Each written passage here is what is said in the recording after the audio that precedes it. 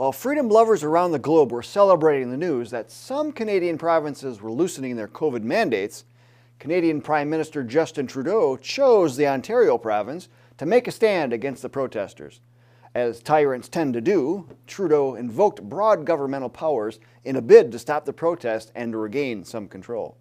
We'll spend this episode in describing what's happening, what this means, and how freedom lovers can take their activism to the next level to overcome tyranny in today's Analysis Behind the News, where we provide the perspective and the plan to save American freedom and independence. The Hill reported this week, by evoking Canada's Emergencies Act, which allows the federal government broad powers to restore order, Trudeau allows the use of military power to disrupt the protests. Canada officials also threatened to tow away vehicles at the protest to keep essential services running, freeze truckers' personal and corporate bank accounts, and suspend the insurance on their rigs, according to the AP. It seems the truckers got Trudeau's attention. However, it certainly is not the reaction they hoped for, especially after seeing a movement built around them that spilled over to many other countries. One can hardly blame the Canadians about being upset over having their freedoms curtailed. And remember what Trudeau and his Liberal Party did back in 2016. According to the New American, they introduced legislation that would ban all criticism of transgender people or even speech critical of gender fluid ideology. Now, this demonstrates they have no qualms about curtailing freedom of expression, and Canada's Charter of Rights and Freedoms actually allows for this. Canada's online guide to this charter reads, "Everyone has the following fundamental freedoms: freedom of conscience and religion, freedom of thought, belief, opinion, and expression, including freedom of the press and other media of communication, freedom of peaceful assembly, and freedom of association." Then the guide says, even though these freedoms are very important, governments can sometimes limit them. Well, ladies and gentlemen, if government can curtail it, then it certainly isn't a right, but a privilege handed down to you by government. This is something that America's founders were completely against. But much like the example of American state legislatures handing emergency powers to governors to lock down churches, businesses, schools, and by extension, homes, the Canadian federal government gave its Prime Minister powers to curtail freedom of peaceful assembly, freedom of association, and freedom of expression. The Ontario Provincial Police have even taken the step of monitoring Facebook posts to determine who is going to attend upcoming rallies and then stopping by the homes of those possible attendees to give them information about how to have a peaceful assembly. Think about that one. Trudeau, his Liberal Party, and his administration placed the needs of globalism ahead of the freedoms of Canadian citizens. Of course, the same can be said about the Biden administration. Globalists just openly denigrate the founding documents of their countries. Rallies and protests accomplish one good thing. They show you that you are not alone in your thinking. However, we must understand that all protests are not treated equally. What may work for one side of the political aisle almost never works for the other side. For instance, compare the BLM riots with what happened January 6th. Even Trudeau said he had attended Black Lives Matter protests and rallies in the past and praised the group.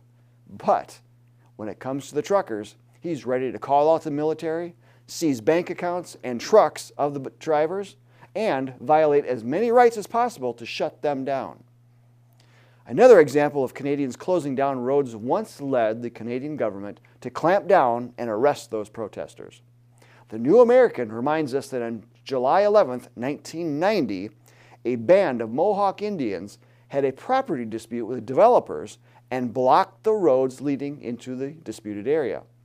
The mayor of the town ordered the police to take down the roadblocks, but as the New American reported, the Indians resisted, the police used tear gas, shots were fired, and one police officer was killed during a day-long battle. Elsewhere that day, in a show of support, armed and masked members of the Warrior Society from the Kahnawake Reserve south of Montreal erected roadblocks on two main highways in the Montreal suburb of Chateauguay. The highways led to the Mercier Bridge, the main commuter route to and from Montreal.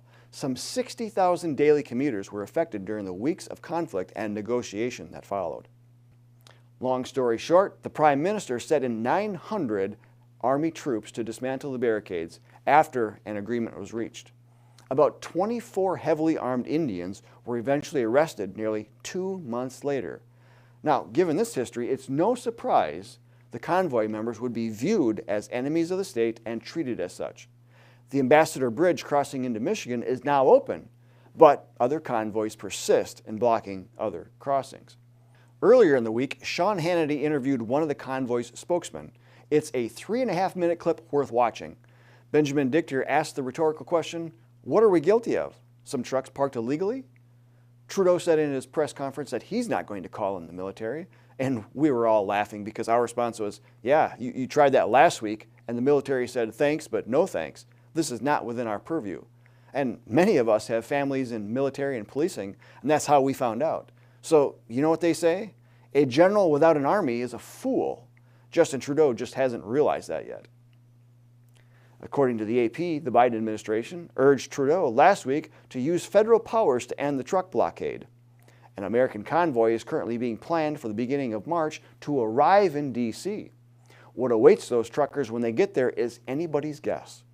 Will elected officials direct police to reroute this specific truck traffic away from D.C. and into free speech zones?